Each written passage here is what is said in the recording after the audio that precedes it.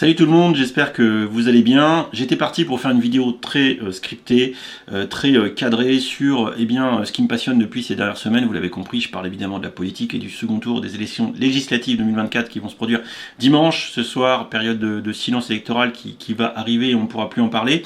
Alors, j'ai du coup décidé de faire une vidéo qui est beaucoup plus simple pour vous parler vraiment à brique ouverte de ce sujet qui me passionne. Loin de moi l'idée de donner des consignes de vote. Je suis pas Mbappé, Lena Situation ou Squeezie. De toute façon, ça n'a pas marché pour eux. Ils ont influencé les mouettes. Alors, je pense qu'à mon petit niveau, c'est pas le but non plus. Mais c'est juste de partager un petit peu de bon sens, un petit peu de recul. Alors, bien évidemment, je suis tout à fait déçu que le parti de la brique n'ait pas réussi à passer le premier tour des législatives. J'aurais aimé être au second tour. J'aurais aimé avoir une investiture de député, siéger sur les bancs de l'Assemblée, avoir une indemnité de 7 000 € brut par mois pour dépenser tout ça en briques danoises. Ça aurait été champomis et foie gras tous les soirs, vous vous en doutez, vous me connaissez bien évidemment, mais néanmoins ce n'est pas le cas. Alors j'aurais bien évidemment eu envie de vous développer plus en profondeur tout le programme du Parti de la brique, indexer le salaire minimum sur l'inflation des prix de la brique danoise, bien évidemment, pourquoi pas utiliser également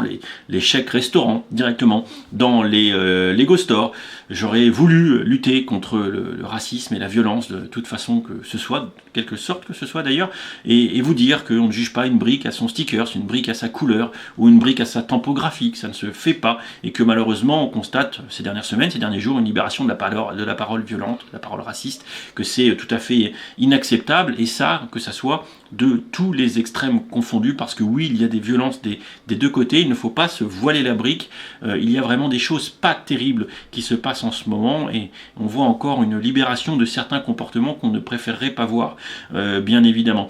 Je pouvais aussi vous parler de tout un tas d'autres propositions que le parti de la brique avait, comme par exemple renforcer les forces armées pour garantir la souveraineté de l'empire de la brique. On aurait par exemple recruté 10 000 Stormtroopers. Voilà, je trouvais l'idée plutôt alléchante, qu'on soit d'accord, et tout un tas d'autres propositions que vous m'aviez faites, que vous m'aviez transmises, qu'on avait pu échanger en stream, et je vous avoue qu'on s'était bien marré, comme le format en costume de la semaine dernière sur le premier tour de ces législatives. Néanmoins, je ne suis évidemment pas qualifié, malheureusement, à mon grand désespoir, pour ce second tour des législatives. J'avais néanmoins envie de vous passer ce petit message avec du recul, avec un petit peu d'humour, de dérision également, parce que quand on regarde les interviews, les débats, les échanges politiques, que ce soit sur les réseaux sociaux ou sur les plateaux de télé, eh bien, on peut constater une dose de démagogie tout à fait mortelle, de tous les camps confondus. Rappelez-vous que les politiques ne sont pas là pour vous, ils ne sont pas là pour nous, ils sont là pour eux. Qu'on soit bien d'accord, et ne tombez pas tous dans ce piège, évidemment, à croire les belles paroles. Rappelez-vous que les promesses n'engagent que ceux qui les croient. A priori, ça marche toujours.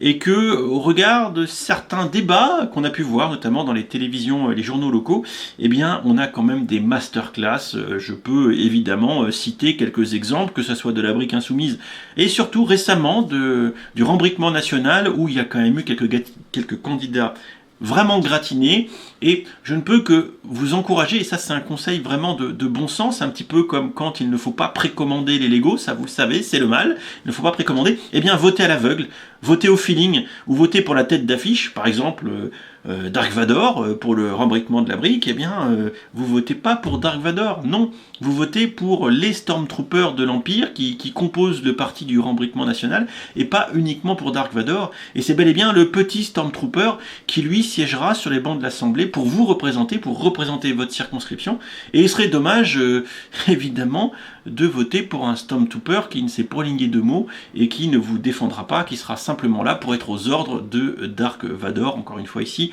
je parle des extrêmes confondus, en faisant assez peu de distinctions, et de manière générale, les politiques, encore une fois, ne sont pas là pour nous servir, ça vous le savez. Alors, au final, mon conseil n'est absolument pas une consigne de vote, cette vidéo n'en est pas un non plus, qu'on soit très clair, encore une fois je vous l'ai dit, les grands influenceurs n'y arrivent pas, alors pourquoi moi? Non, clairement pas, mais néanmoins le sujet me passionnant, j'avais vraiment envie de partager ça un petit peu avec vous, partager mon désarroi, ma frustration, mon dépit de l'offre politique qu'on nous présente, qui est simplement à mon sens catastrophique. Il n'y a pas vraiment grand monde pour penser à la patrie, pour penser à nous, pour penser à l'avenir de la France plus qu'aux leurs et à leur indemnité qu'ils vont grassement percevoir, tout avec des cumuls peut-être. Après tout, si on peut cumuler foie gras, saumon et caviar sur la même tartine, pourquoi s'en priver? Je pense qu'ils ont été à bonne école à Billund peut-être, allez savoir.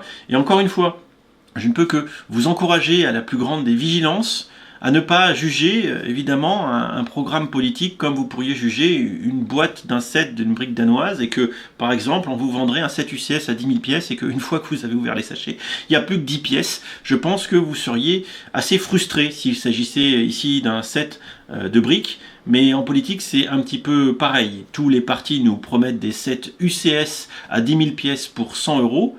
Et si nous, les fans de briques danoises, sommes conscients que cette proposition, pour ce qui est d'un set, serait complètement ahurissante, irréaliste, démagogique, eh bien on perd évidemment nos repères dès qu'il s'agit de politique, puisqu'on est tous, tout comme moi d'ailleurs, absolument pas spécialistes dans les sujets, que ça soit la réforme des retraites, où c'est hautement technique et on nous vend des choses qui sont complètement imbitables, déjà que les journalistes et les politiques n'arrivent pas à le comprendre eux-mêmes. Une augmentation du SMIC à 1 600 euros qui serait a priori difficilement finançable, et un arrêt du nucléaire qui serait complètement mortifère pour tout le monde, d'autres réformes sociales ou économiques à marcher sur la tête. Là encore une fois, je ne cible pas un parti particulier, mais je pense que si vous lisez les programmes, il y a des dingueries dans chacun d'entre eux. Il ne faut pas non plus oublier que certains partis usent du clientélisme à gogo pour faire plaisir à leur électorat et n'ont en réalité aucune intention de remplir leurs promesses.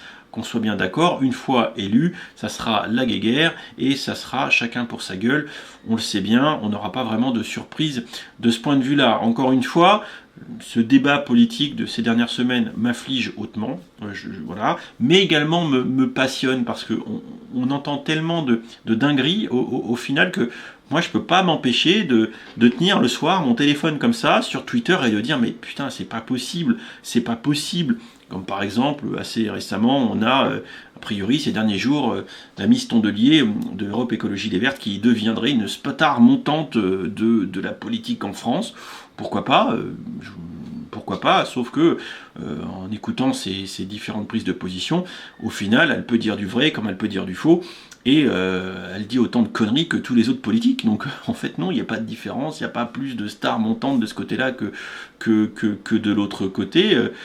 Tout comme, soyons très honnêtes, l'extrême gauche ou la gauche radicale, appelez-la comme vous voulez, certains ne seront pas d'accord puisqu'a priori on n'a pas d'extrême gauche en France, quand on écoute les gens d'extrême gauche bien évidemment, tout comme il n'y a pas d'extrême droite quand on écoute les gens d'extrême droite, c'est un petit peu tout pareil, bonnet blanc et blanc bonnet. Et bien les extrêmes ont fait le jeu des extrêmes, et ça c'est bien dommage, soyons très honnêtes. Si vous regardez vraiment tout ce qui se passe et si vous êtes vraiment très pragmatique, par exemple la brique insoumise a pétardé le plastique solidaire en essayant de s'accaparer et de monter ce nouveau front du plastique, qu'on soit bien d'accord, et a attisé une certaine haine, un certain rejet de l'autre, et a très certainement contribué à la progression fulgurante du rembriquement national.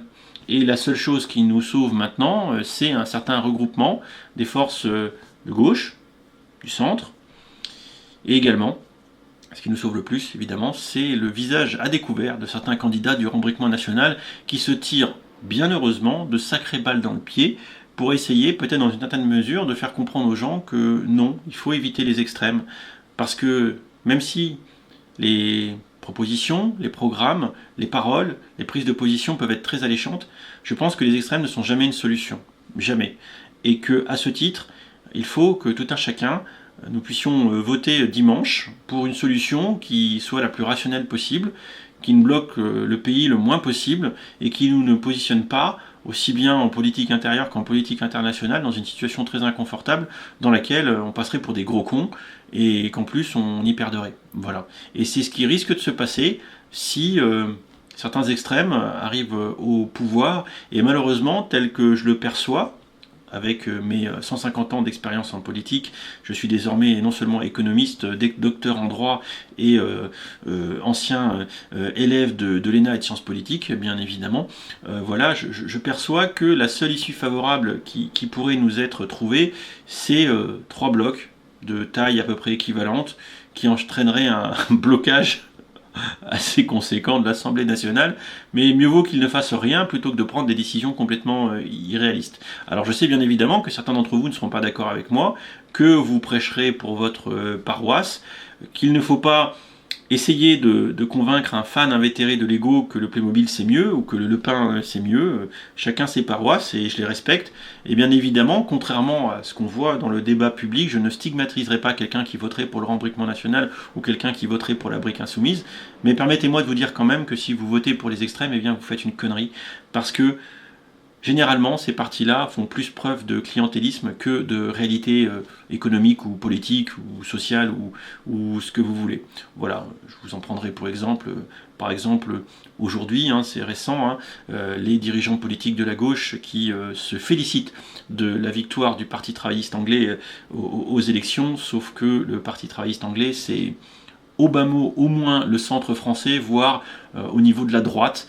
Et nos politiques sont bien souvent complètement déconnectés de la réalité. Donc ne vous faites pas avoir, allez voter, je pense que ça c'est important, c'est le vrai conseil, c'est la vraie injonction que je pourrais vous faire parce que c'est la seule réaliste.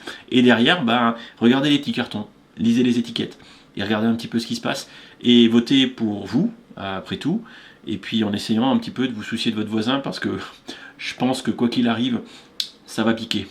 Voilà. En attendant, j'espère que l'économie ne va pas s'écrouler parce que sans quoi, on n'arrivera plus à acheter de briques danoises et ça, au final, eh bien, ça serait peut-être le plus grave. Allez, salut, des bisous, je vous attends dans l'espace commentaire et bien sûr, comme d'habitude, vous restez bienveillants. Ici, c'était une petite vidéo à briques rompues, mais qui n'a pas plus de vocation que ça, que de vous enjailler un petit peu et peut-être de vous intéresser un poil plus à ce qui se passe dans notre vie politique actuelle qui, à mon sens, est peut-être le moment le plus passionnant de notre vie politique depuis des années et des années et des années.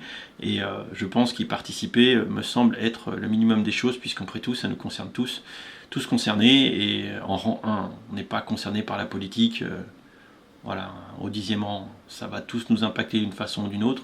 Donc autant y contribuer de près ou de loin. Et je vous garantis, cette vidéo a été réalisée sans cut, enfin, sauf celui-là. Si ça continue, je vais peut-être vraiment m'investir en politique, parce que quand je vois tous les ploucs qu'ils ont parachutés, qu'il y en a qui font quand même 30% au premier tour sans même avoir fait campagne. Alors, je dis ça, je dis rien. Renseignez-vous. Les gens, vous êtes ma communauté, vous m'appartenez. Tout bon influenceur a sa communauté qui lui appartient. Ne faites pas ça. Ne votez pas pour des ploucs parachutés de nulle part, qui n'ont même pas fait campagne et qui vont se faire élire. Sinon, j'aurais dû le faire. Et vous vous rendez compte, moi, à l'Assemblée, à quel point ça aurait été le bordel? Les briques gratuites pour tout le monde. Il veut quoi, lui? Je crois qu'il veut qu'on donne des jouets de construction à tout le monde. Mais il les fera pas dingue? Ouais, mais pas pire que les autres, en fait.